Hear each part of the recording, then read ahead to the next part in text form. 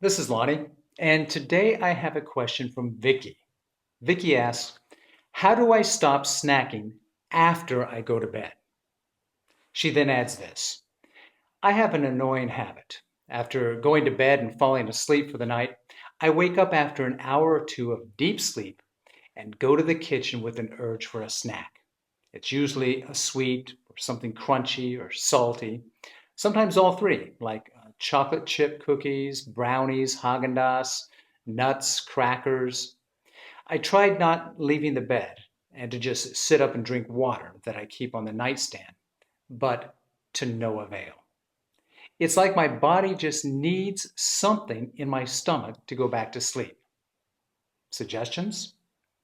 Well, first of all, thank you, Vicky, for the question. And I assure you, you are not the only night eater out there. There are many others. And yes, I do have some suggestions for you.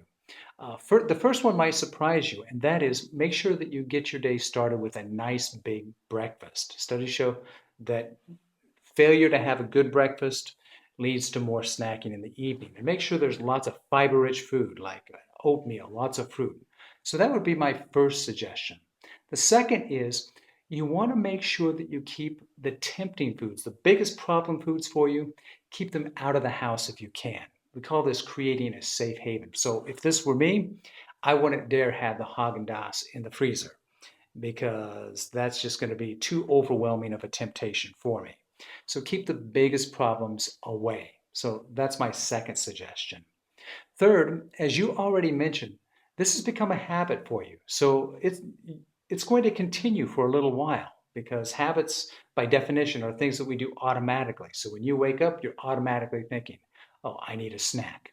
Okay. So what you want to do is replace that habit with another habit. You don't want to just focus on, I'm not going to do this anymore. That doesn't tend to work very well. You need to replace it with a new habit. So when you wake up, you don't want to just, ideally, you would just go back to sleep, but you already know that. If you're laying there for like 10, 15 minutes and can't go back to sleep, don't just keep laying there because eventually you're going to find your way back into the kitchen. You want a new routine. So choose another room in the house, not the kitchen. Choose it could be the family room, the living room, another bedroom, preferably a room that is away from the kitchen, a room that you can go to and keep the lighting dim because you don't want to get fully awake. You want to go back to sleep. And in that room, have a book that you can read, preferably a boring book, or listen to some relaxing music. And when you start getting drowsy, then go back to bed. And by the way, the British Academy of Sound Therapy has a list of their 10 most relaxing songs, the 10 most relaxing songs in the world, they say. And so you might give those a try. Number one on the list is a song called Weightless. And I can vouch for this. The song's called Weightless by Marconi Union. It's 8 minutes long. And if I'm not asleep during that 8 minute period of time, I'm out of it by the second time around. It works like a miracle for me. So you might give that a try.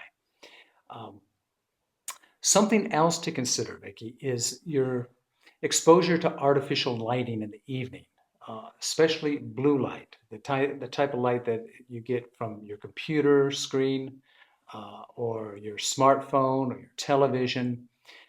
You want to really reduce your exposure to this in the evening because it interferes with sleep. It interferes with your ability to stay asleep once you get there. Um, I'm not saying you can't use these devices. You can, but a couple hours before going to bed, you might want to either shut them off or dim them, dim the lighting on them.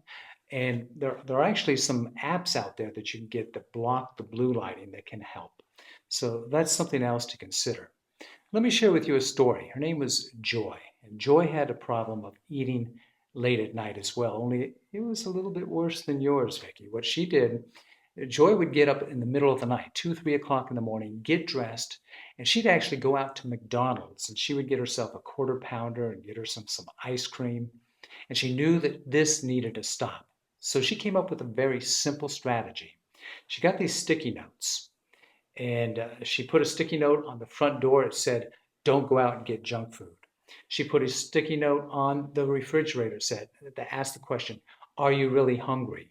She put a sticky note on the mirror in her bathroom that said, "You're beautiful, you can do this." She had these sticky notes all over the place. And they worked. She lost 95 pounds. So you might give that a try. Have some sticky notes to remind you to go to your new routine rather than back to your old routine of snacking after waking up in the night. Um, Also, be sure to reward yourself when you don't snack in the evening. Take the money that you save and put it in a jar.